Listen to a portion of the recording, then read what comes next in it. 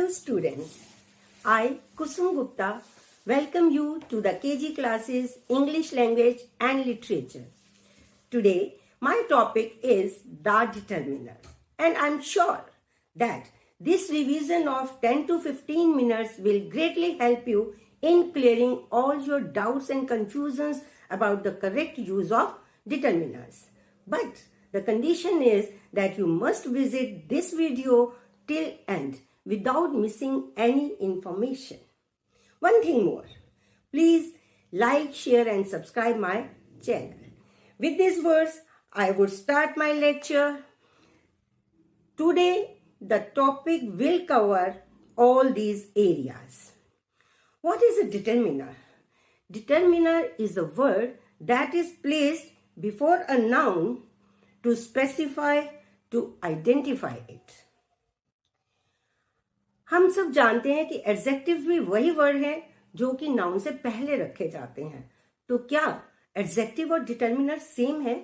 No, there is a minute difference between the two. कैसे? Adjective किसी भी चीज की क्वालिटी और उसके कैरेक्टरिस्टिक्स को डिस्क्राइब करता है. Adjectives are the describing words, जबकि एक डिटर्मिनर क्वांटिटी और उस चीज की डेफिनेटनेस को डिस्क्राइब करता है. वो क्वालिटी या गुण नहीं बताता, बल्कि चीज डेफिनेट है या कितनी है ये सब बताता है. और एक और डिफरेंस है, एडजेक्टिव्स मोस्टली तो नाउन से पहले ही रखे जाते हैं, पर sometimes they can be placed even after the noun. But determiners के केस में ऐसा नहीं हो सकता. रादर वो तो एक सिग्नल होते हैं that a noun is to follow, कि इसके बाद नया वर्ड जो आएगा वो नाउन होने वाला है. Difference bye examples, beautiful scenery. Scenery कैसी है? ब्यूटीफुल. Expensive shoes. शूज कैसे हैं? एक्सपेंसिव. और जबकि डिटर्मिनर्स क्या कह रहे हैं? An apple. एप्पल कितना? एक. वो भी डेफिनेट नहीं है, इनडेफिनेट आर्टिकल ले रहा है. द ट्रिब्यून डेफिनेट आर्टिकल ले रहा है. सम फर्नीचर. अभी हम जैसे जैसे लेक्चर आगे बढ़ाएंगे आपको बहुत सारे एग्जांपल्स दिखेंगे. This were just to show, to clear the difference. अब नाउन से पहले आने का या बाद में आने का एग्जाम्पल है, the children eight sweet mangoes. Sweet जो है मैंगो से पहले आया है, लेकिन ये बाद में भी आ सकता है. द मैंगोज आर स्वीट, है ना? मैंगोज के बाद आ गया स्वीट. लेकिन क्या बच्चों मैंगोज के बाद दा रख सकते हैं? क्या हम ये कह सकते हैं मैंगोज दा आर स्वीट? नहीं कह सकते ना. चिल्ड्रन दा एट स्वीट मैंगोज. तो इस तरह से आपने देखा कि एडजेक्टिव और डिटर्मिनर्स एक दूसरे से अलग हैं. Kinds of determiners: articles, a and the, possessive, my, your, our, etc. Demonstrative, this, these, that, those. Interrogative, what, which, who. Distributive, either, neither, each, every. नाम से ही शो हो रहा है कि ये डिवाइड करते हैं, डिस्ट्रीब्यूट करते हैं चीजों को. फिर है क्वांटिफायर्स. आपको ये बताते हैं कि कोई चीज है तो कितनी है. Some, much, little, etcetera. Numbers, many, few, lots of, etcetera. जो इस लिस्ट में टॉप 4 कैटेगरीज हैं वो हम अपने पुराने लेक्चर्स में अच्छे से एक्सप्लेन कर चुके हैं इन डिटेल. अगर बाय चांस आप किसी भी वजह से उनको मिस गए हैं तो आप please subscribe the channel and you will get an access to all my videos. तो आज हम करेंगे डिस्ट्रीब्यूटिव डिटर्मिनर्स. इसके वर्ड्स थे आइदर, नाइदर, ईच, एवरी. सबसे पहले तो ये बात क्लियर कर लेते हैं कि कुछ लोग इसे बोलते हैं ईदर, नीदर. तो हमें कंफ्यूजन हो जाता है कि हम आइदर बोलें या ईदर बोलें. आप दोनों ही बोल सकते हैं, दोनों ही सही है. द ओनली डिफरेंस इज कि either is used in America, it is an American English, और आइदर यूके इंग्लिश। ठीक है बच्चों, तो आपको क्लियर हो गया। अब आपको कोई कंफ्यूजन नहीं है कि आप इसे आइदर बोलें या फिर ईदर बोलें। अब है इनका यूज। आइदर जो है पॉजिटिव वर्ड है जब दो चीजों में से एक को बताना हो। नाइदर नेगेटिव वर्ड है जब दोनों में से दोनों को ही इनकार करना हो, नकारना हो। ईच एंड एवरी जब बहुत चीजों में से एक को बताना हो तब यूज होता है। डिफरेंसेस, ईच कम चीजों के लिए, स्मॉलर ग्रुप के लिए यूज होता है और एवरी लार्जर ग्रुप के लिए यूज होता है। एग्जाम्पल से समझेंगे। There are trees on the either side of the road. Road के दोनों किनारों पे पेड़ हैं। यहां पे आइदर जो है दोनों को रेफर कर रहा है, लेकिन आइदर क्यों आया कि रोड बीच में है और दोनों किनारे अलग अलग हैं। फिर है I do not like it either.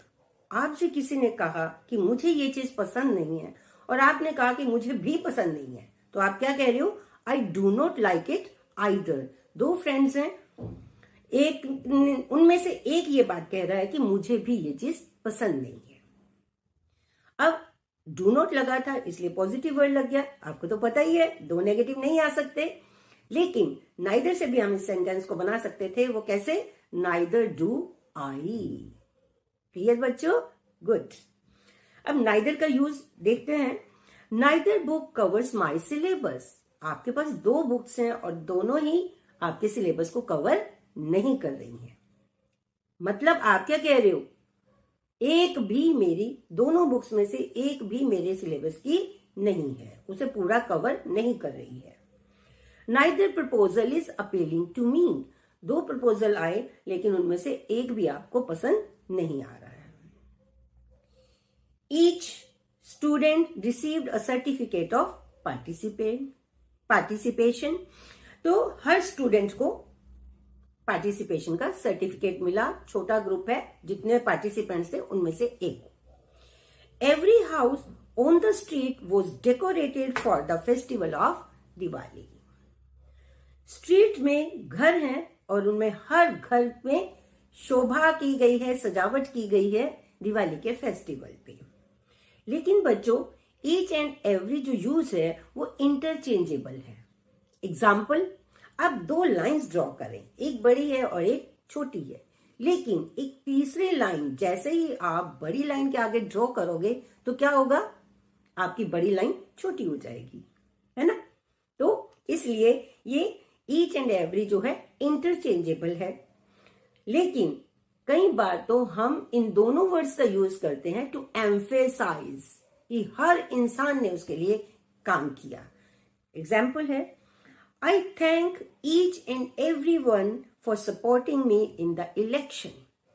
जितने भी वोटर्स हैं सबका मैं थैंकफुल हूं। तो यहां पे each and everyone आपका यूज हो गया।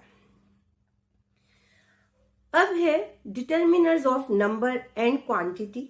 नाम से ही बता रहा है कि आपको ये बताएंगे कि कितने हैं, लेकिन इसमें भी डिवीजन हो जाती है। जैसे कुछ डिटर्मिनर्स होते हैं जो सिर्फ काउंटेबल नाउन्स के साथ यूज होते हैं, जैसे few, many, several, none. Few कम के लिए, मैनी ज्यादा के लिए, सेवरल भी मैनी का सिनोनिम है, नन नेगेटिव बिल्कुल नहीं है। फिर कुछ डिटर्मिनर्स ऐसे हैं जो अनकाउंटेबल नाउन्स के साथ यूज होते हैं, जैसे लिटिल, मच, नो। लिटिल कम के लिए, मच ज्यादा के लिए, नो बिल्कुल भी नहीं। अब कुछ है जो कॉमन टू बोथ, मतलब दोनों में यूज हो जाते हैं, जैसे सम। पॉजिटिव वर्ड है, जब आपने ये कहना हो कि कुछ है तब आप सम का यूज करते हैं। अगर नेगेटिव वर्ड है तो आप एनी का यूज करते हैं। अ लॉट ऑफ, प्लेंटी, दोनों का मतलब है ज्यादा। फिर है मोर एंड मोस्ट। मच और मैनी अलग अलग हैं, लेकिन उन दोनों का कंपैरेटिव एंड सुपरलेटिव बनता है मोर एंड मोस्ट, जो कि काउंटेबल और अनकाउंटेबल दोनों के साथ यूज होता है। Let us learn from the examples. Little rain fail this summer which caused a severe drought. इतनी कम बारिश हुई कि बहुत भयंकर सूखा पड़ गया। लिटिल रेन, अब ये नहीं हम कह रहे कि नो रेन, रेन बिल्कुल नहीं हुई, लेकिन इतनी कम हुई कि उसका कोई फायदा नहीं हुआ। ये चीज मैं अभी आपको आगे समझाने वाली हूं। बस आपको तो मैंने ये बताना था कि रेन जो है अनकाउंटेबल है, तो इसलिए इसके साथ लिटिल आ गया। Few people attended the meeting due to the short notice. Meeting इतनी जल्दबाजी में अरेंज की गई कि बहुत ही कम लोग आए, इतने कम कि मीटिंग की होना ही मुश्किल हो गया। जैसे पीपल है आपका काउंटेबल और इसके साथ लग गया आपका few. Many tourist visited Manali during snowfall. Many tourist, tourist जो है काउंटेबल है, इसके लिए मैनी लग गया कि कई आए। Much research is needed to find cure for the disease. Research uncountable है, इसके लिए आएगा मच कि अभी और काफी रिसर्च की जरूरत है। अब आप देखिए, I need more time to complete the project. Time uncountable, more लग रहा है। The government is thinking of constructing more houses for the poor. Houses countable है, फिर भी मोर आ रहा है, तो आप देखो काउंटेबल हो या uncountable, more remains the same. Most of the water in the river is contaminated. बहुत ज्यादा पानी contaminated है। Most of the students prefer math to biology. Can you lend me some money? I gave some pencils to my friends. Some जो है एक positive word है, money uncountable के साथ और पेंसिल्स काउंटेबल के साथ आ गया, और यहां पे भी ये नाउन जो ले रहा है वो प्लूरल है। Sorry I don't have any money. अब आ गया आपका नेगेटिव यूज। आपने मना करना है तो आप ये नहीं कहेंगे sorry I don't have some money, आप क्या कहेंगे? Sorry I don't have any money. My friends didn't have any pen, कि उसके पास कोई एक पेन भी नहीं था।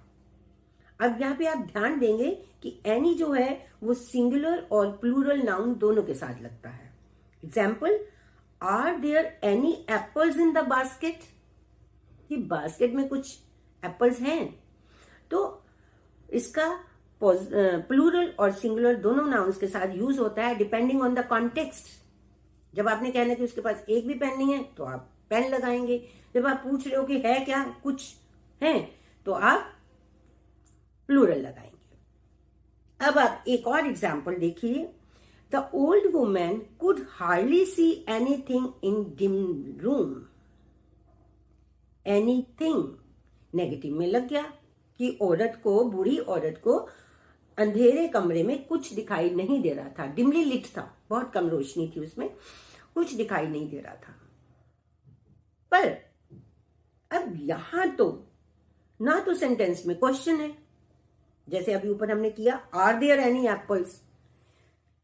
सिर्फ ये नेगेटिव में नहीं यूज होता बल्कि इंटरोगेटिव में भी यूज होता है। लेकिन यहां पे तो ना तो क्वेश्चन ही है ना ही नोट लगा है, तो फिर यहां एनी क्यों आया? सोचा आपने? चलो मैं बताती हूं। अब यहाँ पे हार्डली का यूज हो रहा है, जिसका मतलब है मुश्किल से, तो ये भी एक नेगेटिव वर्ड ही है। तो जहां पे हार्डली, स्कार्सली, रेयरली लगेंगे वहां पे आपके एनी का यूज होगा। तो any singular, plural, negative, interrogative, with hardly, scarcely, rarely सबके साथ यूज होता है। समझ आ गया ना? Very good. अब लिटिल और little, the little. There is little water in the jug. Little जब बिना किसी आर्टिकल के यूज होता है तो उसका मतलब होता है नेग्लिजिबल, इतना कम कि कोई यूटिलिटी नहीं है उसकी, यूजलेस। लेकिन जब ए आर्टिकल लग जाता है तो उसका मतलब होता है कुछ, मतलब बहुत ज्यादा तो नहीं है, थोड़ा है लेकिन सफिशिएंट है। The little definite exact article लगते ही इसका मीनिंग हमें पता है कि आगे कुछ ना कुछ इसके बारे में डिस्क्राइब किया गया होगा। इसको स्पेसिफाई करने के लिए। तो वहां पे ये हो जाएगा द लिटिल। अब यूज देखिए, there is little water in the jug, बहुत कम है, कोई फायदा नहीं है, हुआ या ना हुआ एक ही बराबर है। There is a little water in the jug, बहुत ज्यादा नहीं है, लेकिन जितना है काम चल जाएगा, गुजारा हो जाएगा। The little water in the jug was spilled by the child, कि जो थोड़ा बहुत पानी था वो भी बच्चे ने बिखेर दिया। द लिटिल कब आ रहा है? जब उसके आगे बताया जा रहा है कि स्पिल्ड बाय द चाइल्ड, उसमें आपको डिस्क्रिप्शन मिलेगी। लिटिल तो आपको पता था कि अनकाउंटेबल के साथ यूज हो रहा है। अब उसका ही काउंटर पार्ट है countable, few, a few, the few. Same difference है, आर्टिकल्स लगते ही फ्यू का मीनिंग चेंज हो जाता है। एग्जाम्पल्स हैं, my grand parents are usually alone, they have few visitors. कोई नहीं आता, बहुत कम लोग आते हैं, ना के बराबर लोग आते हैं, मैक्सिमम टाइम वो अकेले ही रहते हैं। दूसरा, it was a Diwali day, so a few family friends came to greet my grand parents. A few family friends, कुछ लोग उस दिन आए। The few friends who came to meet my grandparents had a gala time with them. Gala time, happy, enjoyable time. तो जो दो थोड़े से लोग आए थे, फ्रेंड्स आए थे, उन्होंने ग्रैंड पेरेंट्स के साथ बहुत अच्छा वक्त बिताया। वहां पे फ्रेंड्स के बारे में आगे डिस्क्रिप्शन दी जा रही है, इसलिए यहां पे क्या हो गया? The few. अब बच्चों, कुछ ऐसी बातें होती हैं जो हमारे सामने आती हैं पर हम उन्हें नोटिस नहीं करते हैं, लेकिन उनमें डिफरेंस होता है। आप इन सेंटेंसेस को ही देखिए। I can see a white cow and a black cow grazing in the field. I can see a black and white cow grazing in the field. कोई डिफरेंस आपको इन दोनों सेंटेंसेस में नजर आ रहा है? ध्यान से देखिए।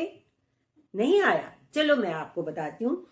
अब दोनों सेंटेंसेस में कोई डिफरेंस नहीं है, सिर्फ एक है कि ब्लैक काउ के साथ भी हमने ए का यूज कर दिया है, लेकिन मीनिंग पूरी तरह से चेंज हो गया है। पहला सेंटेंस बता रहा है कि आपने दो गाय देखी, जिनमें से एक व्हाइट कलर की थी और दूसरी ब्लैक कलर की। ऑन द कॉन्ट्रेरी, दूसरा सेंटेंस क्या कह रहा है कि आपने एक ही गाय देखी जिसका कलर ब्लैक एंड व्हाइट था, दोनों शेड्स थे उसके स्किन पे, है ना? मजे की बात आपने नोट नहीं की थी। दूसरा एग्जाम्पल देखिए, I could not contact the director and the producer of the play. I could not contact the director and producer of the play. यहां पे एंड लगेगा। अब है, इसमें सिर्फ एक द आर्टिकल नहीं लगा है सेकेंड सेंटेंस में, मीनिंग वही डिफरेंट हो गया है। ऊपर वाला सेंटेंस कह रहा है कि दो लोग थे, डायरेक्टर और प्रोड्यूसर, अलग अलग दो लोग थे जिनको आप नहीं मिल सके, जबकि नेक्स्ट सेंटेंस कह रहा है कि डायरेक्टर और प्रोड्यूसर एक ही इंसान है जिससे आप नहीं मिल सके। तो बच्चों, आई एम श्योर आपका हर तरह का डाउट क्लियर हो गया होगा। मैं तब तक नहीं मानूंगी आपको क्लियर हो गया जब तक कि आप ये वर्कशीट मुझे करके कमेंट बॉक्स में नहीं बताओगे। ये वर्कशीट मैंने बहुत केयरफुली प्रिपेयर की है, आप इसे सॉल्व करिए। It is on your display, और for answers you can go to the description box. With this words, stay tuned for more such videos. Thank you.